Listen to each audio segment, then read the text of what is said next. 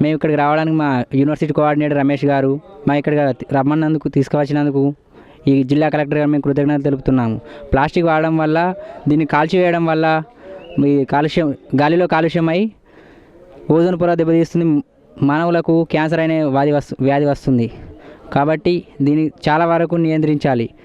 ఇక్కడ మాకు చాలా programmes and cultural activities and plastic వల్ల ఎలాంటి సమస్యలు వస్తాయో మాకు తెలియజేయడం వల్ల మేము మళ్ళీ ఈ యొక్క చెప్పిన విషయాలను మేము ప్రజలకు తెలియజేస్తాం. మేము అనేక ప్రోగ్రామ్ ఎన్ఎస్ఎస్ అండ్ ఎన్సిఎస్ ద్వారా అనేక ప్రోగ్రాములు చేసి ఈ గ్రామ యువకులకు అందరికీ తెలియజేస్తామని మేము ప్రతిజ్ఞ చేస్తున్నాను. ఈ విషయాన్ని కూడా మీడియా ద్వారా కూడా మేము ప్రచారం చేయాలని చాలా మీడియా ప్రతినిధులు అందరినీ కోరుకుంటున్నాము. ఈ ప్లాస్టిక్ వాడడం వల్ల జాతరకు చాలా కొన్ని లక్షల కోట్ల మంది వస్తారు. కాబట్టి ప్లాస్టిక్ చాలా మటుకు నేను చెప్పేది ఏమనగా ప్లాస్టిక్ అనేది నిషేధించాలి. చాలా మటుకు సంచులు, బ్యాగులు, కవర్లు తీసుకురావాలని నా యొక్క మనవి. జై హింద్.